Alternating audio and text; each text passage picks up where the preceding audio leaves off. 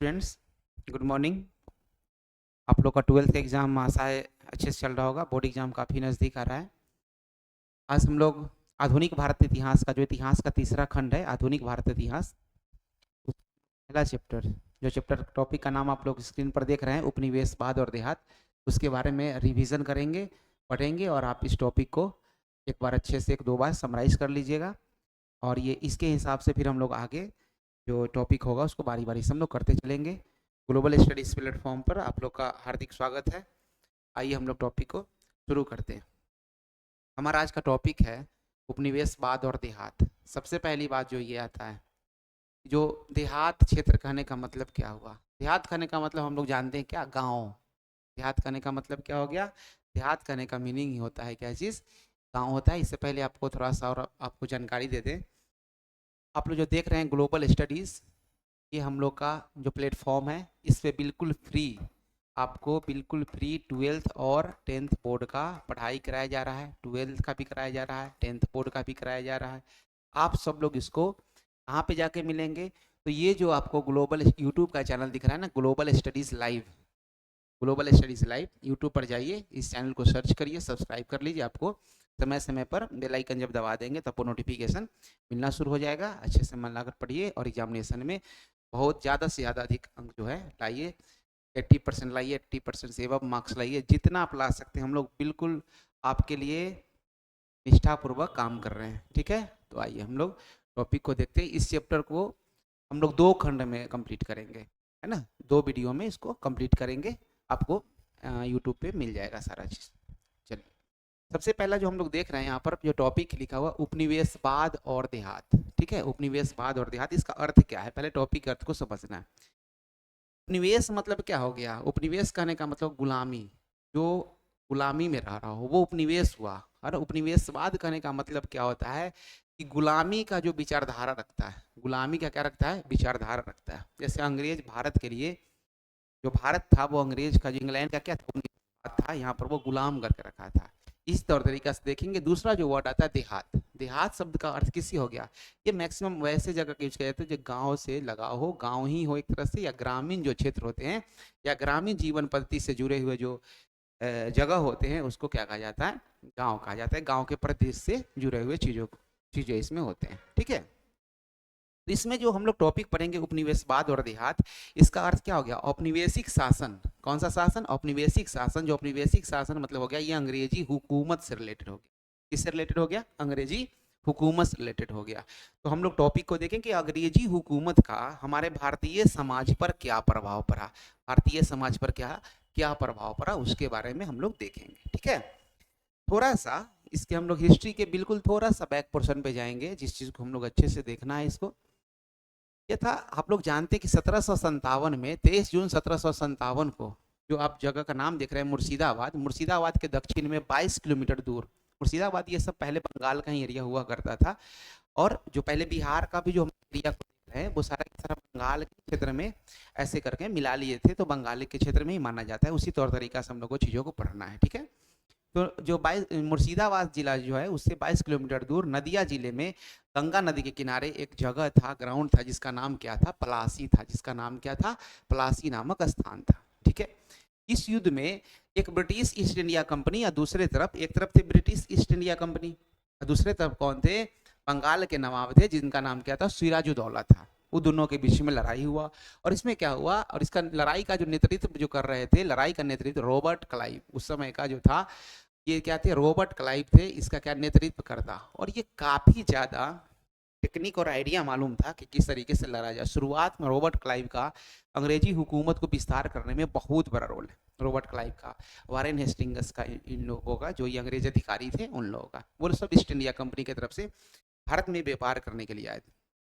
हुआ क्या कि ईस्ट इंडिया कंपनी भारत में व्यापार करने के लिए ध्यान से तो आया, लेकिन धीरे धीरे यहाँ भारतीय लोगों का जो मानसिकता था, थोड़ा शांत स्वभाव टाइप से, या इस तरीके से देखते देखते क्या होता है, ये राजनीति चीज़ में हस्तक्षेप करना शुरू किया। और राजनीति चीज़ में हस्तक्षेप करने से क्या हुआ, धीरे धीरे हमारे भारत देश को क्या कर लिया, पूरा मतलब अपना जो होता है अंग्रेजी हुकूमत का जो एरिया है उसको विस्तार करते करते इसको पूरे के पूरे क्या कर लिया, इसको गुलाम बना लिया, अपने अंडर में रख लिया। जिसको आगे चल के हम लोग पढ़ेंगे कि स्वतंत्रता संग्राम में हमारे देश के जो बहुत सारे जो वीर सपूत थे, बहुत सारे राजनीतिक दल के नेता थे, वो सब पढ़े लिखे अच्छे विद्वान लोग सब लोग मिल करके क्या किए, हमारे भारत देश को 15 अगस्त 1947 को अंग्रेज के चंगुल से छुड़ा लिए, फिर अपना संविधान बना और आज हमारा भारत देश जिसको हम लोग देख रहे हैं अपना नियम कानून से लोकतांत्रिक देश के रूप में उभर कर आ गया सामने। ठीक है, चलिए, तो रॉबर्ट क्लाइव के नेतृत्व में क्या हुआ था, बंगाल का जो नवाब था, जो सिराजुद्दौला था, सिराजुद्दौला की शाही सेना का तो बहुत बढ़िया सेना था, उसको भी क्या कर दिया, हरा दिया।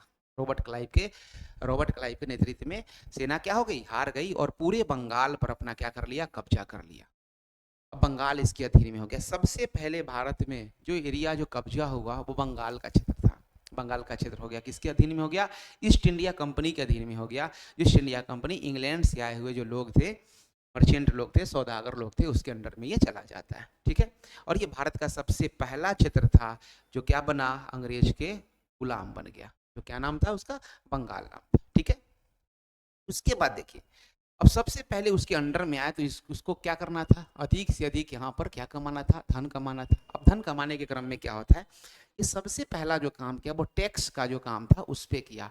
अब टैक्स कहाँ लगाए, भारत में उद्योग धंधा उतना विस्तृत रूप से नहीं था, खेती बाड़ी था, कृषि कानून था, जमींदारी, जमीन काफी ज्यादा था, उपजाऊ जमीन था। तो ये क्या करते हैं, किसानों जमींदारों को जमीन करके क्या किया, टैक्स बढ़ा दिया। हम लोग आज भी अपने घर में देखते होंगे, आपको जमीन जिस जहाँ पे रखते हैं उसका क्या करना होता है, टैक्स देना होता है, मालगुजारी देना होता है, टैक्स देना होता है। कर्मचारी आते हैं और आपसे टैक्स या रसीद जो कटवाते हैं इसको कहा जाता है, वो टैक्स साल हर एक साल वित्तीय वर्ष के बीच में आपको देना होता है। ठीक है, तो बंगाल पर विजयी होने के बाद अंग्रेजों ने क्या किया, टैक्स वसूलने का व्यवस्था बनाया कि भाई अब टैक्स कैसे वसूला जी, तो पूरा बंगाल हमारे अंडर में आ गया, अब हम तो टैक्स कैसे वसूले। इसके लिए अलग अलग नियम कानून बहुत तरह से बनाया गया और इस पर क्या करता है, ये पूरा अधिपत कर लेता है। फिर आगे भी हम लोग चीज़ों को देखते हैं, चलिए आगे। अब इसको टैक्स बनाने के लिए क्या हुआ, इस मुख्य रूप से 3 प्रकार की व्यवस्था प्रचलित थी। 3 प्रकार का व्यवस्था देखिए, एक व्यवस्था जो है इसको कहते हैं इस्तमरारी बंदोबस्त, इसी का नाम है जमींदारी व्यवस्था कह लीजिए या स्थायी बंदोबस्त कह लीजिए। ये 1793 ईस्वी में बंगाल में किया गया, जिसमें कौन कौन एरिया था, बंगाल, बिहार और उड़ीसा। बंगाल और बिहार, उड़ीसा, उसके बाद देखिए उत्तर प्रदेश, बनारस, उत्तर कर्नाटक, ये सब लगभग जो भूभाग था उसमें 19% भूभाग में क्या किया, अस्थाई बंदोबस्त को लागू किया गया। तो 3 प्रकार का जो कर व्यवस्था था वो लागू करता है। पहला क्या था, इस्मरारी बंदोबस्त, दूसरा क्या था, रैयतवारी व्यवस्था। रैयतवारी जो व्यवस्था था वो कब लागू हुआ, ये होता है, यहाँ पर थोड़ा एरर है, ये हो गया आपको 1812 ईस्वी में। कब हो गया, 1812 ईस्वी में। और तीसरा जो था वो कौन सा था, महालवारी व्यवस्था था, इसको लिख लीजिए आप 1801 ईस्वी, टाइपिंग एरर है, 1801 ईस्वी में। इन सब के बारे में हम लोग बिल्कुल अच्छे से पढ़ेंगे, घबराइए नहीं। पहले हम लोग इस्मरारी बंदोबस्त के बारे में, इसके बारे में आज हम पहला जो पार्ट है हम इस्मरारी बंदोबस्त के बारे में पढ़ेंगे, 5वीं रिपोर्ट तक पढ़ेंगे और 5वीं रिपोर्ट के बाद फिर हम लोग रैयतवारी और मालवारी व्यवस्था के बारे में दूसरे पार्ट में वीडियो को पढ़ेंगे। ठीक है, चलिए अच्छे से पढ़ते चलिए, नोट्स वगैरह बनाते चलिए वीडियो को पॉज करके। ठीक, आइए हम लोग का जो पहला जो टॉपिक आता है वो क्या है, इस्मरारी बंदोबस्त। ठीक है, अब जो बात है, इस्मरारी जो बंदोबस्त है, ये जमींदारी व्यवस्था कर लीजिए या स्थायी बंदोबस्त कर लीजिए, इसी में कानून आया था सूर्यास्त कानून। कौन सा कानून आया था, सूर्यास्त कानून आया था। अब जो भी जो औपनिवेशिक जो शासन आया वो सबसे पहले कहाँ आ जाता है, बंगाल में आ जाता है। यह वही प्रांत था जो सबसे पहले ग्रामीण समाज को पुनर्वस्थित करने के लिए और भूमि संबंधी अधिकारों की नई व्यवस्था तथा नई राजनीतिक प्रणाली स्थापित करने के लिए क्या किया गया था, प्रयास किया गया था। इस जगह पर क्या किया गया था, जो भी ग्रामीण समाज का जो पुनर्व्यवस्था, ग्रामीण समाज किस तरह से व्यवस्थित हो, उसके बाद सॉरी, उसके बाद नई राजस्व जो प्रणाली है वो किस तरीका, क्योंकि पहले से जो राजस्व प्रणाली ऑलरेडी चल रहा था ना, तो फिर नया किस तरीके से हो वो कराया गया और भूमि संबंधी जो अधिकार थे उसका एक नया व्यवस्था को लागू किया। इस्मरारी बंदोबस्त में पहला हम लोग ये बात को देख लिए, पहला बात ये देख लिए है ना, क्या था भाई, तो ये था, इसमें क्या किया गया, ग्रामीण समाज को पुनर्व्यवस्थित करने का काम किया कि समाज का तौर तरीका क्या होगा, शासन व्यवस्था कैसा होगा, क्या होगा, हायरार्की जो ऊपर से नीचे तक जो अधिकारी होंगे समाज को देखने के लिए वो किस तरीके से होंगे, जो टैक्स वसूलने का काम दिया जाएगा वो कैसा होगा, टैक्स का जो तरीका होगा वो कैसा होगा, इन सब चीज़ों पर पहला जो बात किया गया, एक नया जो रूल रेगुलेशन लगाया गया। दूसरा हम लोग देखेंगे, दूसरा 1793 में इस्तेमारी बंदोबस्त बंगाल के कहा राजाओं और तालुकदारों के साथ लागू किया। किसके साथ लागू किया गया? बंगाल के जो राजा थे या तालुकदार लोग थे उनके साथ लागू किया जाता है। और उस समय जो कौन था? कॉर्नवालिस यहाँ का गवर्नर जनरल था। कौन था? Lord Cornwallis. कॉर्नवालिस ही कहिए, लॉर्ड कहने लगे लोग नहीं, हम लोग को बहुत अत्याचार कराया शुरू से ही भारतीय को। कॉर्नवालिस जो है ये क्या है? गवर्नर जनरल थे यहाँ के, जिसे इन्हें क्या कहा गया? जमींदार कहा गया। क्या कहा गया? जमींदार कहा गया। उनका कार्य सदा के लिए निर्धारित कर संग्रह का दिया गया कि भाई किसान से क्या करिए आप, जो है टैक्स को वसूलिए। किसान से क्या करिए आप? टैक्स को वसूलिए। ये काम किसको दिया गया? राजाओं और तालुकदारों को दिया गया। राजाओं और तालुकदारों को दिया गया। और इसमें क्या था? सूर्यास्त विधि कहा गया इसको। सूर्यास्त विधि कहा गया। अब ये सूर्यास्त विधि क्या है उसको देखिए। सूर्यास्त विधि ये हो गया कि एक समय तय कर दिया गया था कि उस डेट को शाम होने तक, इवनिंग होने तक, सूर्य के अस्त होने तक अगर आप टैक्स का पैसा नहीं जमा करते हैं तो आपकी जमींदारी जो छीन जाएगी। आपकी जमींदारी जो है उसको क्या करिएगा? आपसे बिना पूछे दूसरे को दे दिया जाएगा, उसको नीलाम कर दिया जाएगा। ठीक है, बाद बाकी रहा कि और क्या किया जाएगा। तो आप ऐसा तो नहीं है कि आप जमींदारी का पैसा नहीं दिए तो आपको वो जमींदारी तो दूसरा को दे दिया गया। साथ ही साथ जो ड्यूज अमाउंट है पैसा, वो आपके क्या किया जाएगा? जो भी प्रॉपर्टी है उससे अंग्रेजी हुकूमत क्या करेगी? उसको वसूलेगी। ये था इसके पीछे। ठीक है, तो आइए देखते हैं। अब ईस्ट इंडिया कंपनी क्या किया था है कि राजस्व की राशि को क्या कर दिया? निश्चित कर दिया, फिक्स कर दिया। फिक्स करके क्या कर दिया? प्रत्येक जमींदार को दे दिया। और प्रत्येक जमींदार को क्या करना होता था? उसको पेड करना होता था। जो डेट तय हो जाता था उस डेट के सूर्यास्त होने तक उसको क्या कर दिया जाता? पेमेंट कर दिया जाता था। इसी को कहा गया सूर्यास्त कानून कहा गया। ठीक है। उसके बाद क्या होता है? स्मरारी बंदोबस्त जो लागू किए जाने के बाद लगभग क्या हो गए हैं कि 75% जो जमींदार थे, 75% जमींदार थे, उनको क्या किया गया? उनकी जमींदारी को हस्तांतरित, मतलब पहले जो जमींदार थे 100 मान लीजिए जमींदार रहे होंगे, उसमें 75 जमींदार का जमीन लेकर के दूसरे को दे दिया गया, हस्तांतरित कर दिया गया। 75% जो जमींदार थे, 75% से अधिक ही जमींदारियां जो थी वो क्या कर दी गई? हस्तांतरित, मतलब दूसरों को दे दी गई। एक नया तौर तरीका जो अस्थाई बंदोबस्त जो नया लागू किया गया उसमें क्या किया गया? नए सिरे से 75% जो है जो किसान हो गए, जमींदार हो गए। ठीक है, आइए देखते हैं। अब ये इस्तेमारी बंदोबस्त जो लागू तो किया गया, इसका उद्देश्य क्या था? अंग्रेज क्या चाहता था? अंग्रेज क्या करता था? वो क्या चाहता था? उसका क्या मोटो था? उसके बारे में देखिए, क्या उद्देश्य था उसका। कुछ तो सोच के ही प्लान किया होगा सारे लोग, है ना? अंग्रेज लोग कुछ सोच के प्लान किया होगा।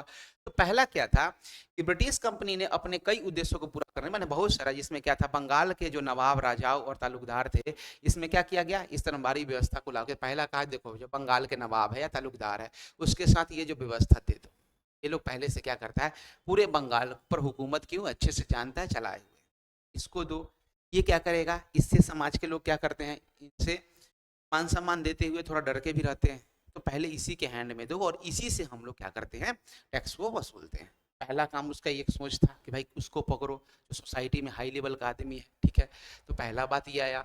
दूसरा बात ये आता है कि जो इसके अनुसार कंपनी को अस्थायी रूप से राजस्व की जो राशि नियमित रूप से प्राप्त कर सके, जो पैसा उथल पुथल के रूप में आता था, एक अस्थाई के रूप में पैसा था, वो क्या होगा? फिक्स अमाउंट में हमको बंगाल के जो राजा और तालुकदार है वो देना शुरू करेंगे। इससे हमको क्या कहे? भर भर के पैसा आना शुरू हो जाएगा।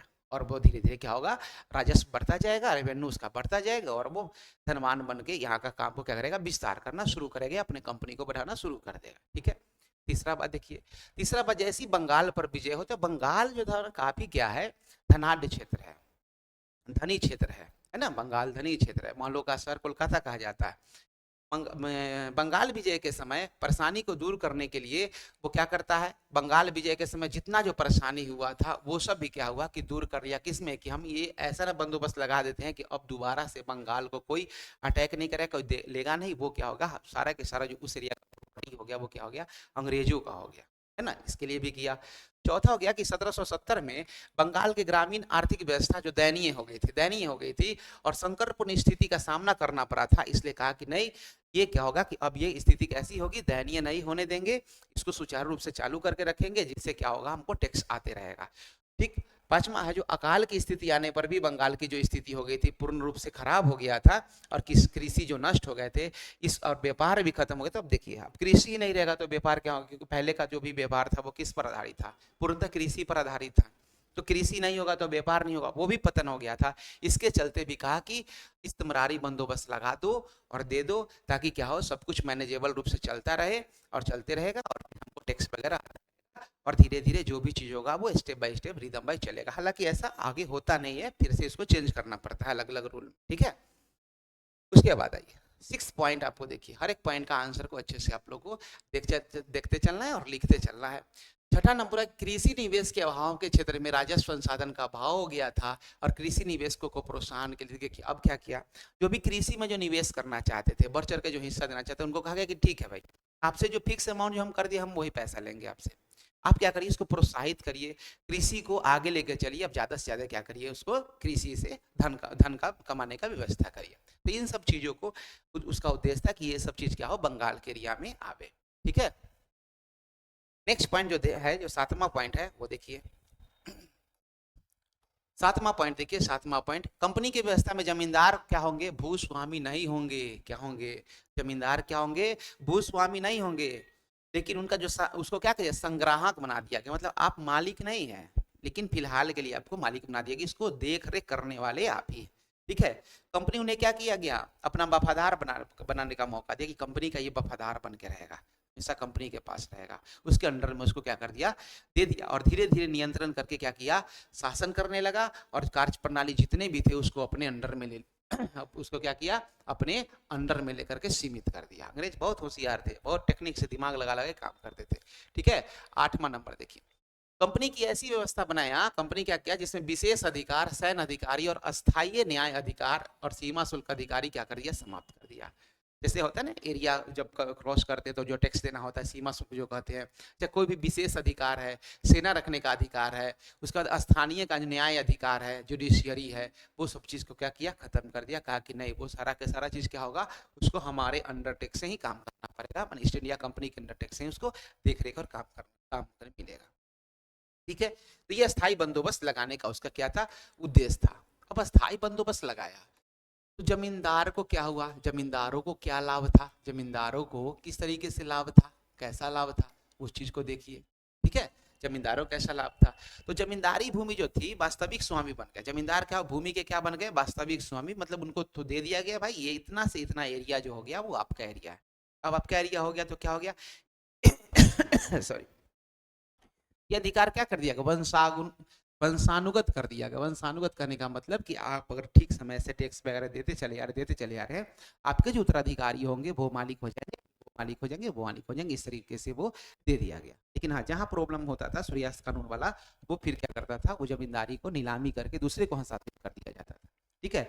जमींदार अंग्रेज की जड़ें भारत को मजबूत करने में मदद कर ले। अब देखिए जिसको मिल गया, जमींदार लोग क्या करने लगे, अंग्रेज को हेल्प करने लगे, क्योंकि उसको तो बहुत बेनिफिट हो रहा था, तो अंग्रेज को क्या करने लगे, मदद करने लगे, अंग्रेज को क्या करने लगे, मदद करने लगे, मजबूत करने में अंग्रेज को क्या करने लगे, मदद करने लगे कि ठीक है ये ठीक है हम लोग के लिए अच्छा काम कर रहा है, चलो भाई इसको बढ़ाओ चढ़ाओ, इसका साथ दो, ठीक है।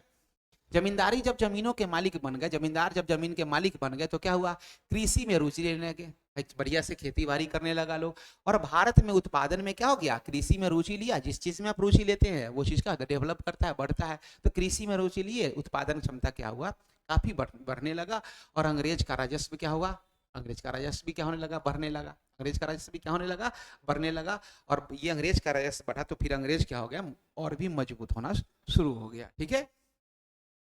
कंपनी को प्रति वर्ष निश्चित आय की प्राप्ति होने लगी, अब फिक्स था ये, तो कंपनी फिक्स माइंड में सेट हो गया, उसके रेवेन्यू सेट हो गया कि हमारे पास इतना अमाउंट प्रति वर्ष आना ही आना है, कहाँ से आना, जमींदारों से और ताल्लुकदारों से आना, ठीक है। बार बार लगान की दरें निर्धारित करने का झंझट भी क्या हो गया, खत्म हो गया। होता था कहीं लगान का रेट वो जो जारी होता था वो नहीं, एक बार फिक्स कर दिया, कहा कि चलो भाई अब इतने पैसा हमारे पास आना शुरू हो जाएगा, बार बार टैक्स का जो अमाउंट है वो चेंज करने की कोई आवश्यकता नहीं है। लगान वसूलने के लिए कंपनी को अब अधिकारी को भी आवश्यकता नहीं थी, जो पहले जो अधिकारी रखे गए थे वो क्या करते थे, करप्टेड थे, ऐसा कहता था अंग्रेज कि वो सब क्या करते इंटरमीडिएट पोजीशन से पैसा खा जाते थे, अब क्या हुआ, ये फिक्स कर दिया उतना पैसा इसको देना है, बाद बाकी जमींदार और किसान के बीच में अपना समझौता वो लोग आपस में समझते रहे। ठीक है, स्वयं जमींदार इकट्ठा करके कंपनी तक सब सारा पैसा जमींदार क्या करते थे, इकट्ठा कर लेते थे, और सारा के सारा पैसा जो भी उतना होता था देना, वो क्या करते थे, टैक्स का पैसा तो देते थे, अंग्रेज तक पहुंचाते थे। ठीक है, अब एक स्थायी बंदोबस्त के किसानों पर क्या पड़े, देखिए जमींदार पर तो बड़ा लाभ हुआ, और किसान पर क्या हुआ, बुरे प्रभाव हुए। किसान क्या हो रहा था, मर रहा था, बुरा प्रभाव हो रहा था। क्या था वो देखिए, किसानों को जमींदारों की दया पर छोड़ दिया गया। किसान को क्या किया गया, जमींदार इनके साथ जैसा बिहेव करता है आप उसको भाई झेलिए, करिए, आप खेती बाड़ी करते रहिए। किसान को किया गया, जमींदार किसानों का क्या बहुत ज्यादा क्या करते थे, बेरहम से क्या करते थे, शोषण करते थे, बेरहम से क्या करते थे, शोषण करते थे। और किसके दया पर छोड़ दिया गया किसान को, जमींदारों के दया पर छोड़ दिया। यहाँ पर तो अंग्रेज क्या हो गया, न्यूट्रल हो गया। किसानों का जमीन पर कोई हक नहीं रहा, कोई हक नहीं था, जबकि जमींदार जो थे उनका हिरार्की आ गया, उनके जो उत्तराधिकारी थे वो जमीन के मालिक होंगे, लेकिन किसान को जमीन पर कोई हक नहीं। और ये वह सिर्फ जमीन को क्या कर सकते हैं, मजदूर बनकर रह गए, कि भाई जमीन को क्या करना है, जमीन पर क्या बनकर रह गए, मजदूर बनकर रह गए। खेती बाड़ी कर रहे हैं लेकिन एज ए मजदूरी टाइप से कर रहे हैं, मजदूरी टाइप से कर रहे हैं। लगान की दरें बहुत अधिक थी, जिससे वह दिनों दिन क्या हो, गरीब होता गया। अब देखिए, अंग्रेज तो टैक्स फिक्स करके जमींदार को दे दिया हाथ में, अब जमींदार से किसान जमीन वो क्या करते थे, अब इतना पैसा, सपोज करिए कि हम किसी चीज के टेंडर 5 रुपये पर, हमारे से ऊपर जो चीज हमको दिया है तो हम कमाएंगे तो क्या अगले को 5.5 रुपया में देंगे, 6 रुपया में देंगे, 7 रुपया में देंगे। अब मान लीजिए कि उसमें इतना ज्यादा हाई कर दे कि हमसे जो सामान बोले उसको वहां पर क्या बेनिफिट नहीं हो, बेनिफिट नहीं में उसके लगभग ही उसको आमदनी हो रहा हो या उससे कम हो रहा होगा, अगला आदमी को फायदा होगा नहीं होगा। लेकिन हम तो उससे जो है ना, बंदूक के नोक पे हम उससे पैसा जो लेने का जो अंग्रेज लोग काम करते थे वो काम किए, चाबुक के जोर पर जो काम किए वो तो पैसा ले लेते थे। इससे जो किसान थे उसका क्या हो गया, हालत धीरे धीरे क्या हो गया, कमजोर होना शुरू हो गया। क्या हो गया, धीरे धीरे हालत क्या हो गया, कमजोर होना शुरू हो गया, और दिनों दिन क्या हो गया, वो किसान गरीब हो गए। किसानों के पास अपनी जमीन बचाने के लिए कोई कानूनी अधिकार नहीं रहा कि भाई इतना साल से हम जमीन को इतने वर्ष से जोत रहे हैं, बो रहे उपजा रहे, इतने दिन से टैक्स दिए, मेरे पास जमीन रहने दिया जाए, ऐसा कोई उसका कानूनी अधिकार नहीं दिया गया। ठीक है, समाज में आर्थिक और सामाजिक शोषण भी क्या हो गया, धीरे धीरे बढ़ता गया। जमींदार क्या करते थे, किसानों को शोषण किया करते थे, तो ये शोषण का जो टेंडेंसी था वो भी बढ़ता गया, जिसके कारण किसान क्या हो गए, दिनों दिन गरीब हो गए, और जमींदार क्या होने लगे, जमींदार धनवान होने लगे। ठीक है, ऐसे क्वेश्चन हो, पॉइंट वाइज आंसर को अच्छे से आप लोग को एग्जाम में लिखना है। आइए देखते हैं आगे। अब टॉपिक हमारा आता है, अब टॉपिक है कि जमींदार जो थे, जमींदार ठीक समय पर राजस्व क्यों नहीं दे पा रहे थे, है ना, जमींदार जो है समय पर क्यों नहीं दे पाते थे, ये बात है। और उनकी जमीनें क्यों नीलामी कर दी जाती, जो सूर्यास्त कानून था उसके अंदर, किसके अंतर्गत, सूर्यास्त कानून के अंतर्गत क्या किया जाता था, इनकी जमीन को क्या किया था, नीलामी कर दिया जाता था। हम लोग अभी देखें, जब किसान उनको रेवेन्यू ठीक से नहीं देंगे जमींदार को, तो जमींदार कैसे अंग्रेज को देगा, और अंग्रेज को जब समय से पैसा नहीं मिलेगा तो जमींदार का क्या कर दिया जाएगा, जो जमीन है उसको दूसरे को हस्तांतरित कर दिया जाएगा, नीलामी कर दिया जाएगा। ठीक है, तो चलिए इसको पॉइंट वाइज समझते हैं। उत्तर बंगाल में 1793 में नहीं, यहाँ गलत है, 1793 नहीं लिखिए, इसको इस्तमरारी बंदोबस्त लिख लीजिए, 1812 ईस्वी लिख, 1812 में इस्मारी बंदोबस्त लागू किया गया। कहाँ किया गया, उत्तर बंगाल में इस्मारी बंदोबस्त लागू किया गया। इस व्यवस्था को लागू करने के बाद बहुत सारी जमींदारियां क्या हो गई, नीलामी होने लगी, बहुत सारी जमीन, क्योंकि जमींदार जो है वो सही से टैक्स पे नहीं कर पाते थे, और इसलिए इसका जो कुछ कारण था, वो क्या कारण था, उसको आइए बारीक से देखते हैं। अस्थाई बंदोबस्त में जो है लगान की रकम बहुत ज्यादा थी, अस्थाई बंदोबस्त में जो फिक्स किया गया उसमें क्या हो गया, सॉरी ये तो ठीक ही था ना, ये इस्तेमारी बंदोबस्त सही था, ये सही है, ये सही है, ये बंगाल पर हम लोग अवध ध्यान में आ गया था। ठीक है, जो इस्तेमारी बंदोबस्त है वो 1793 में जो लागू किया गया, और इस व्यवस्था को लागू करने से बहुत सारी जमींदारियां क्या हो गई, नीलामी हो गई। क्यों नीलामी हो गई, पहला जो था कि लगान की रकम क्या थी, बहुत ही क्या थी, ज्यादा थी, टैक्स ज़्यादा थी, इनकम से ज़्यादा टैक्स हो गया। और जो राजा लगभग नहीं चुका था, जो लगान क्या करते थे राजा से नहीं चुकता हो रहा था, और उनकी संपत्तियों को क्या कर दिया गया था, नीलाम कर दिया गया था, नीलाम कर दिया गया। तो धीरे धीरे क्या होंगे, धीरे धीरे जमीनें उनकी नीलाम होगी, तो राजा का भी स्थिति क्या होगा, खराब होगा। वो प्रेशर देंगे किस पे, किसानों पर प्रेशर देंगे, फिर किसान का स्थिति खराब होगा। जमींदारों की भूमि सुधार की ओर कोई ध्यान नहीं देता कि भाई जमींदार का भूमि को किस तरीके से सुधार दिया जाए, और वह भू राजस्व जमा करने में क्या करते थे, लापरवाही करते रहे, और इससे उनकी बकाया राशि बढ़ती गई। वो टैक्स का पैसा ना धीरे धीरे नहीं वसूले, वो ध्यान ठीक से नहीं दिए, तो टैक्स का पैसा नहीं वसूलने की वजह से क्या हुआ, ड्यूज बहुत ज्यादा गिरता गया, गिरता गया, गिरता गया। और राजस्व को वसूलने के लिए कंपनी के अधिकारी उनकी भूमि को क्या कर दिए, नीलाम कर दिए। कंपनी के जो अधिकारी थे, जो भूमि उनको दिया गया था कंपनी की तरफ से, वो कंपनी के अधिकारी आया और टैक्स समय पर पे न करने के चलते उसको क्या कर दिया गया, नीलाम कर दिया गया, दूसरे को दे दिया गया। ठीक है, आइए नेक्स्ट पॉइंट देखते हैं।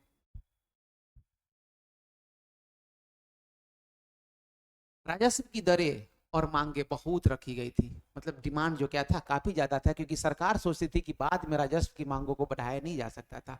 ये तो फिक्स था ना, इस अस्थाई बंदोबस्त में, जो इस्तेमारी बंदोबस्त था उसमें तो फिक्स था। तो सोचा कि अब जो हम पैसा दे रहे हैं वो आगे चल के भी तो हम यही पैसा लेंगे, इतना ही टैक्स लेंगे। इसे शुरू में क्या कर दिया, ये टैक्स को बहुत ज्यादा हाई रेट पे रख दिया टैक्स को।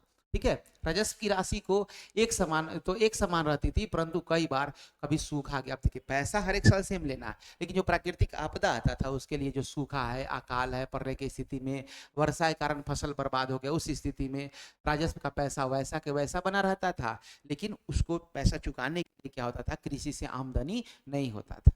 ठीक है, टैक्स तो उतना ही देना है, लेकिन जो प्राकृतिक आपदा से भी तो क्या होगा, चीजें खराब होगी। जैसे अभी हम लोग देखते हैं, हमारे जो राज्य के जो मुख्यमंत्री है वो क्या करते हैं, समय समय पर जब बाढ़ है ये है वो, तो अनुदान देना शुरू करते हैं, उल्टे किसानों को देना शुरू करते, सूखा आता है तो डीजल अनुदान वगैरह देना शुरू करते हैं। लेकिन अंग्रेजी हुकूमत में ऐसा कुछ भी नहीं था, वो टैक्स फिक्स कर दिया, अब उसको टैक्स को देना है। ठीक है, तो इन सब चीजों के चलते क्या हुआ कि अंग्रेज जो जमींदार है उन पर क्या पड़ा, प्रतिकूल प्रभाव पड़ा, और उसको जो टैक्स था वो चुकाना क्या हो गया, टफ होगा उनके लिए, काफी ज्यादा कठिन हो गया। ठीक है, तो जमींदारों की शक्ति, अब जमींदार के पास किस तरीके का पावर होगा, जमींदारों को किस तरीके का पावर अंग्रेजों के द्वारा दिया गया, वो उसको हम लोग देखना है, किस तरीके का पावर को दिया गया उसको अच्छे से आइए हम लोग देखते हैं। जमींदारों की सैन्य टुकड़ियों को भंग का कि नहीं, सेना नहीं रखोगे, सेना रखोगे तब तो हम तुम पे अटैक करेंगे, बस तुम हम पे अटैक कर दोगे, सेना नहीं रखना है। पहला बात क्या, ताकि सीमा शुल्क जो खत्म कर दिया, मतलब हम एक एरिया से दूसरे एरिया में हमारा गाड़ी बिल्कुल आते जाते रहेगा, हमारा लोग आते जाते रहेंगे, कोई भी टैक्स नहीं देंगे। तो यहाँ से भी जो टैक्स आता था जमींदारों के पास वो भी खत्म हो गया, राजाओं के पास जो आता था। जमींदार ये सब जो था, जो जमींदार लगाया करते थे, वो टैक्स को खत्म कर दिया गया। जमींदारों को लाभ, जिससे क्या होता था, पहले टैक्स से जमींदारों को क्या होता था, लाभ होता था, प्रॉफिट हुआ करता था। उनकी जो कचहरी थी, कचहरी की कंपनी द्वारा चयनित कलेक्टरों के देखरेख में रखा गया, कहा कि देखिए आप जो न्याय के चलते आपका कुछ नहीं रहेगा, हमारा जो अंग्रेज अधिकारी होगा वो कलेक्टरेट होगा, पर क्या होगा, सारा चीज का कचहरी का काम होगा, सूझबूझ देख रेख, जो भी न्याय का फैसला होगा वहीं पे हो। ठीक है, स्थानीय पुलिस का अधिकार जो था वो खत्म कर दिया गया। जिस तरीके से हमारे है ना, हर एक स्टेट में पुलिस है, फिर सेंट्रल पुलिस भी है, उस तरीके से जो स्थानीय पुलिस का जो अधिकार था वो खत्म कर दिया, कहा कि नहीं, एक लौता क्या रहेगा, ईस्ट इंडिया कंपनी के अंदर में ही सैन्य बल रखा जाएगा। ठीक, अब जो स्थानीय पुलिस को रख करके पहले क्या करते थे, जमींदार लोग क्या करते थे, शासन व्यवस्था को चलाते थे। कलेक्टर समय के साथ साथ अपनी प्रशासनिक कार्य को करने में लगे। यदि जमींदार एक बार अदा नहीं कर पाता था, जो पैसा टैक्स का नहीं कर पाता था, तो कलेक्टर तुरंत उसके सम्मन भेज देता था। क्या पता था, सम्मन भेज के भाई उसको बुलाओ, अब उसको बुलाओ, प्रॉब्लम क्या है, तो क्यों टैक्स नहीं दे रहा है, काहे नहीं देगा टैक्स, तो ऐसे करके उसको सम्मन भेज दिया जाता था, अरेस्ट करके बारे में उसको कर लिया जाता था। ठीक है, आइए देखते हैं ईस्ट इंडिया कंपनी के समय जमींदारों की क्या स्थिति थी, है ना। ईस्ट इंडिया कंपनी जब आया, ऐसा रहा स्थिति उसका, देखिए जमीन किसका स्थिति, ईस्ट इंडिया कंपनी के समय जमींदारों की स्थिति कैसा थी वो देखिए। 1793 में जब अस्थाई बंदोबस्त लगाया गया, अस्थाई बंदोबस्त के अनुसार जमींदार भूमि कर की निश्चित राशि नहीं जमा करवा सके, क्या करा सके, नहीं जमा करवा सकते थे, क्योंकि लगान पैसा बहुत ज्यादा टैक्स था और वो उनके पास कलेक्शन नहीं हो पाता था, और तब उनकी भूमि क्या कर दी जाती थी, नीलाम कर दी जाती थी। पहली बात तो ये हो गया जमींदारों की जो स्थिति में, पहली बात ये हो गया। दूसरी, नीलामी करने की इस व्यवस्था से 75% से अधिक जो जमींदार थे, उनकी जो जमीन है वो क्या किए, वो जमीन अपना गवा बैठे और नीलाम करके दूसरे जमींदार को दे दिया गया, हस्तांतरित कर दिया गया। ठीक है, उसके बाद देखिए इसके अनुसार जमींदारों को क्या किया गया, इसके अनुसार जमींदारों को निश्चित भूमि का कर जमा करवाना होता था और इस प्रकार जमींदार भूमि कर इकट्ठा करने वाले ही बनकर रह गए कि केवल और केवल क्या करने लगे, उनका काम यही रह गया कि भाई टैक्स से वसूलते रह गया। वो कितना 75% अधिक जो जमींदार थे उनका जमीन क्या गया, उनसे छीन गया था। ठीक, अब जमींदारों की स्थिति में गिरावट की, जमींदार का स्थिति दयनीय क्यों हुआ, जमींदार का स्थिति दयनीय क्यों हुआ, आइए उसको देखते हैं। जमींदार का स्थिति दयनीय क्यों हुआ, इसको देखिए। अब सबसे पहला जो बात था, सबसे पहला बात पॉइंट वाइज में जो लिखा गया उस आंसर को आपको अच्छे से लिखना है। राजस्व की राशि क्या थी, बहुत ज्यादा अधिक थी, उसको जमा नहीं करवा पाते थे जो जमींदार थे और उनकी जमीन क्या कर दी गई, नीलाम कर दी गई। तो नीलाम कर दिया गया तो उनका प्रॉपर्टी हाथ से छीना, तो उनका जो स्थिति था उसमें क्या आएगा, गिरावट आएगा, दयनीय होंगे। और कृषि की उपज का भाव क्या था, कम था। जो भी फसल जो उत्पादन होता था उसका रेट क्या रखा था, कम रखा था, क्योंकि रॉ मटेरियल अंग्रेज को चाहिए था, तो खरीदने के लिए रेट क्या रखा था, कम, और टैक्स क्या रखा था, ज्यादा, जिससे किसान को क्या निर्धारित कर जो है वो वसूल करने में सक्षम नहीं हो पाते थे। ठीक है, तीसरी जो बात आता है कि फसल खराब होने पर भी उनका जो राजस्व क्या होता था वही रेट से जमा किया जाता था, जिससे जमींदार क्या हो गए, जिससे जमींदार को या तो घाटा का सामना करना पड़ता था या जमीन को नीलामी कर देना पड़ता था। ये तीन बात हुआ। चौथा, किसानों को टैक्स ना मिलने पर जमींदार मुकदमा के लिए के सिवाय कुछ नहीं करते थे। अब किसान टैक्स नहीं दिए, जमींदार कलेक्ट्रेट में गया, उन पर टैक्स जो उनको तो लाइसेंस मिला हुआ था, बस वो क्या किया, केस फाइल कर दिया। अब केस फाइल कर दिया और इसके चलते क्या मुकदमा क्या होता था, बहुत लंबा चलता था, जल्दी से डिसीजन नहीं हो पाता था और उल्टे क्या होता था, तब तक जमींदार को क्या होने लगता था, घाटा होने लगता था।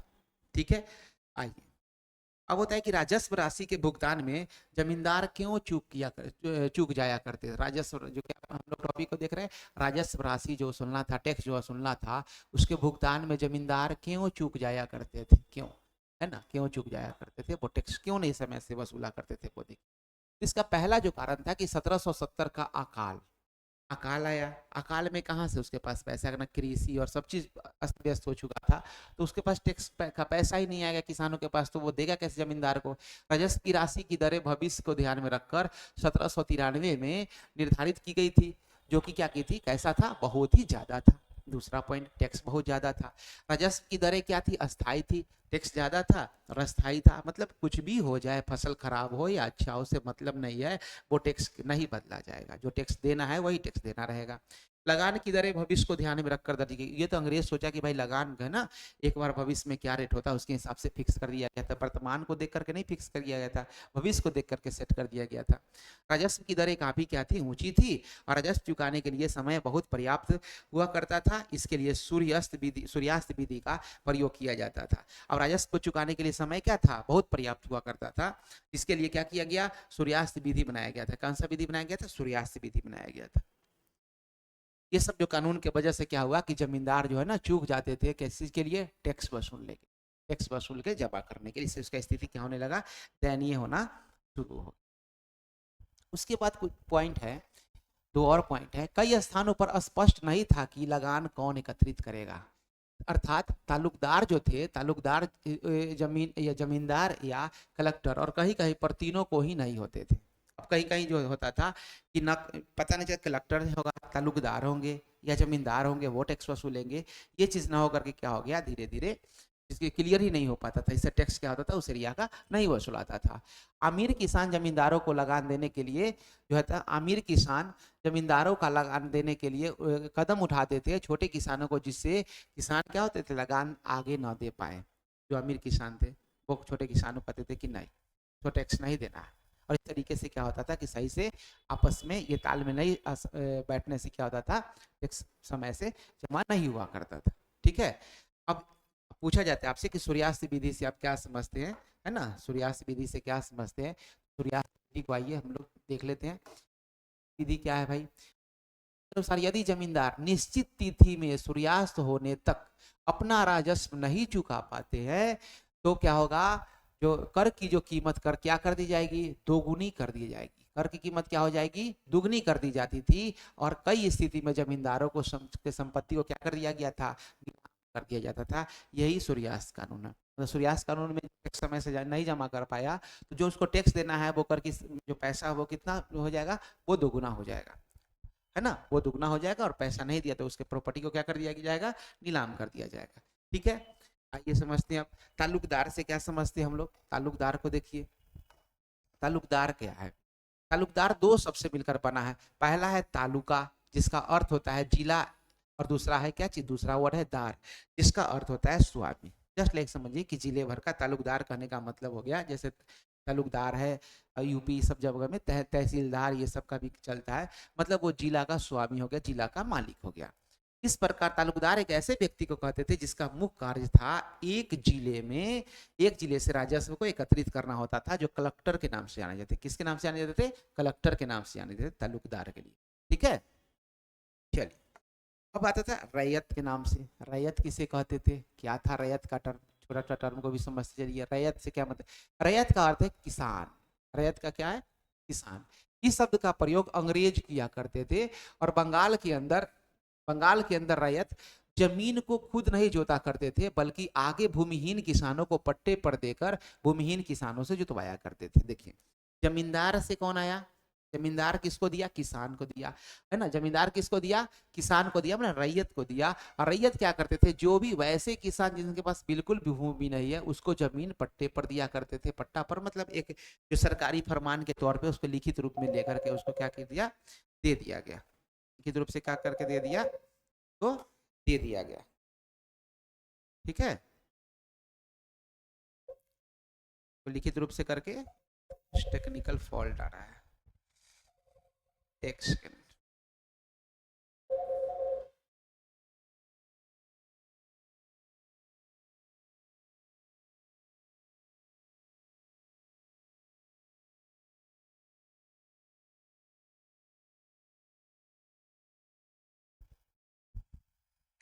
ठीक है, चलिए हम लोग कंटिन्यू करते हैं। तो क्या करते थे, ये जो हायरार्की जो हम लोगों ने देखा, क्या देखा था हम लोगों ने कि जो भी जो रैयत वाले जमींदार किसको दिए, रैयत को दिए, मतलब किसान को दिए। और किसान किसको दिए, किसान दिए भूमिहीन किसान को जमीन दे देते पट्टे पे, एक सरकारी जो दस्तावेज के रूप में इसको लिख करके क्या कहते दे देते थे।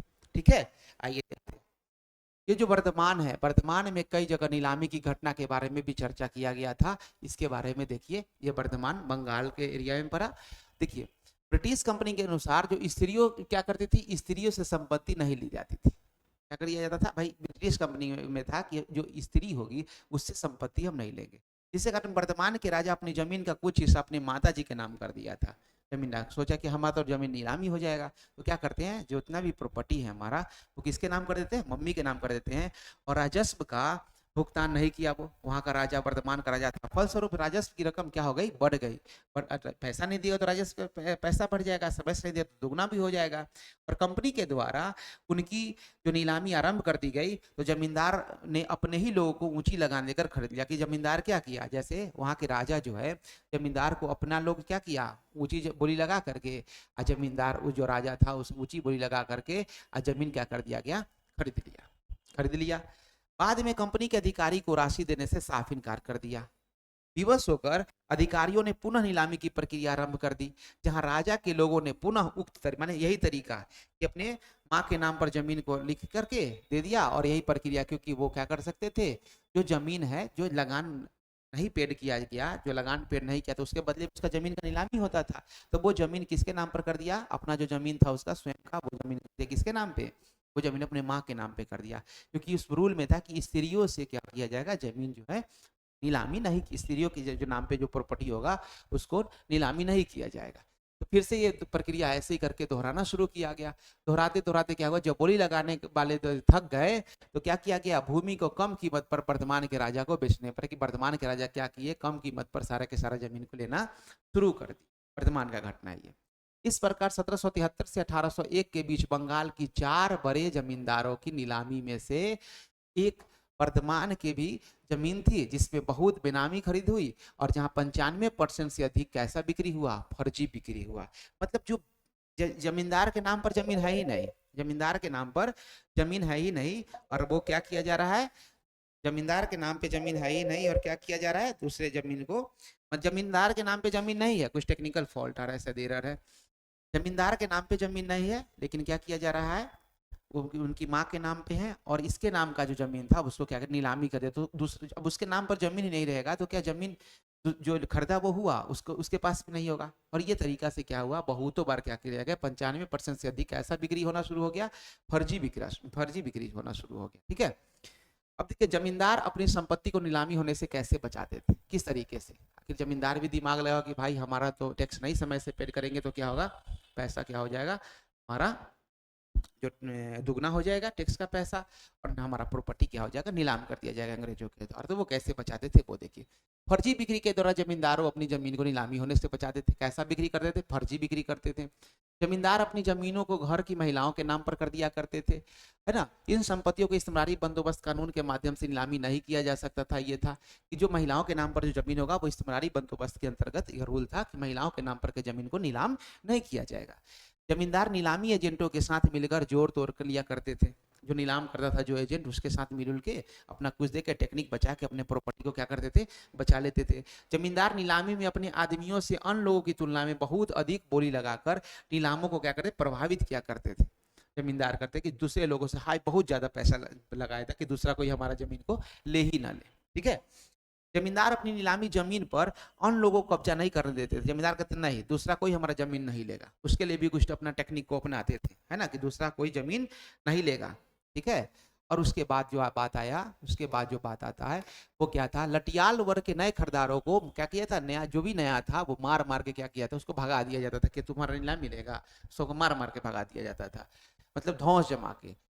कई बार बाहरी लोगों को पुराने रैयत जमींदारों की संपत्ति में घुस नहीं देते। भाई जो पुराना जो रैयतदार है उसके संपत्ति में जो बाहरी लोग, जो नया जमींदार जो नीलामी करके लेना चाहता था उसको नहीं दिया जाता था, नहीं उसको एंट्री करने दिया जाता था।